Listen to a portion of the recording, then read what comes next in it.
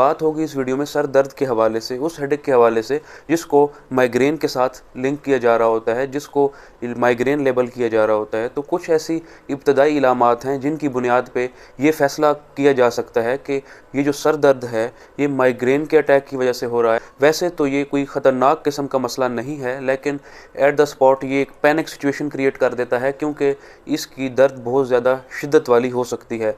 तो हॉस्पिटल्स के अंदर इसको मैनेज करने के लिए अलग से सेंटर्स भी बनाए गए हैं, अलग से इसके लिए रूम डिज़ाइन किए गए हैं ताकि इसको एमरजेंसी बेसिस पे मैनेज किया जाए। कुछ लोगों को ये सर दर्द कुछ घंटों से लेकर कुछ दिनों तक रहता है और नॉर्मली इसके अटैक कुछ लोगों को हफ्ते में 2 बार हो जाते हैं या ज़्यादातर महीने में 2 बार देखे गए हैं। एक ऐसा मसला है जिसके शुरू होने से पहले ही मरीज़ के अंदर कुछ इलामात ज़ाहिर होना शुरू हो जाती हैं। अगर उनको वो बर वक्त नोट कर पाए तो इस चीज़ का वो खदशा देख सकता है कि उसको माइग्रेन का अटैक होने जा रहा है। माइग्रेन के कुछ औराज़ हैं जिसके अंदर ज़्यादा मतली का रहना, नौजिया की कैफियत रहना और सम टाइम वोमिटिंग का हो जाना, ये इसकी इलामात में से हैं। पेशेंट का सर ज़्यादा भारी भारी उसको महसूस होता है। उसके अलावा पल्सेटिंग नेचर की पेन उसको स्टार्ट होने लग जाती है।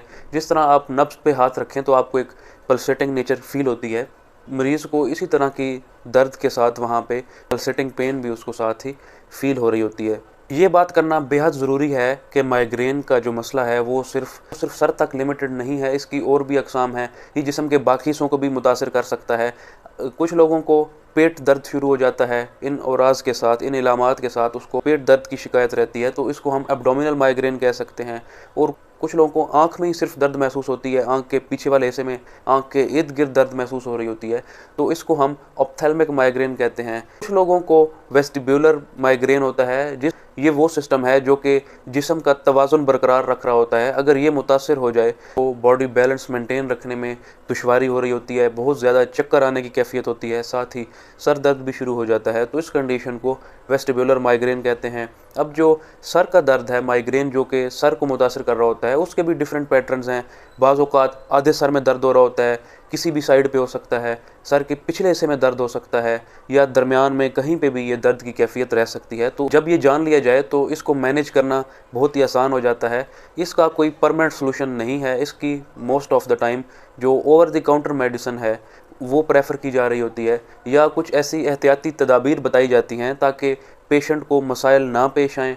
कुछ जो ट्रिगरिंग फैक्टर हैं जो कि इन सिम्टम्स को बढ़ा रहे होते हैं या पेशेंट के अंदर माइग्रेन की अटैक की वजह बन रहे होते हैं, तो उन फैक्टर्स को पेशेंट को बता देना चाहिए। अब हर पेशेंट के अंदर वो फैक्टर्स डिफरेंट हैं, लेकिन वो जो factor generalized most of the patient में देखे गए हैं तो उनके हवाले से बात करना बेहद ज़रूरी है। ये मसला फ़ीमेल्स के अंदर ज़्यादा डोमिनेंट है।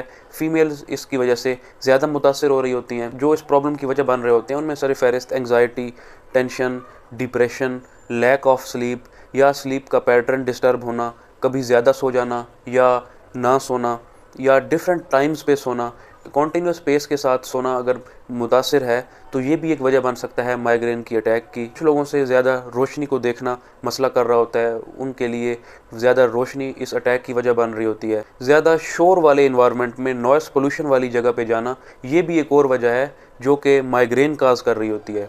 कुछ लोगों के अंदर कैफ़ीन, चॉकलेट, लेमन, उसके अलावा टी, कॉफ़ी, ये कुछ ऐसे आइटम्स हैं जो कि माइग्रेन की वजह बन रहे होते हैं। और सम टाइम फीमेल्स के अंदर ये माइग्रेन मेंसेस से भी लिंक्ड होता है, उसकी वजह से भी पेशेंट के अंदर ये प्रॉब्लम्स बार बार देखने को मिल रहे होते हैं।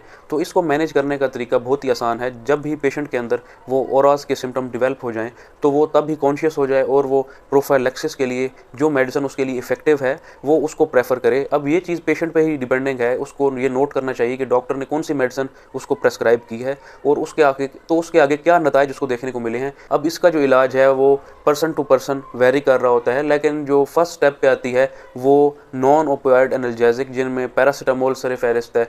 उसके बाद जो दूसरे नंबर पे आती हैं वो एनसेड्स हैं, non steroidal anti inflammatory drugs, नॉक्सिकेम, प्रोक्सिकेम, ये वो ड्रग्स हैं जो कि काफ़ी अच्छी एफिकेसी रखती हैं। अगर फिर भी पेन मैनेज ना हो रही हो या पेन ज़्यादा शिद्दत वाली हो तो एनसेड को हम आईवी फॉर्म में भी लगा देते हैं जो कि टोराडोल के नाम से आता है, कीटोरोल इसमें होता है। नंबर पे आता है ट्रिप्टन्स, सोमाट्रिप्टन, ये वो ड्रग्स हैं जिनको कैलकुलेटेड अमाउंट में पेशेंट को दिया जाता है और इससे भी काफ़ी अच्छे रिजल्ट्स देखने को मिलते हैं।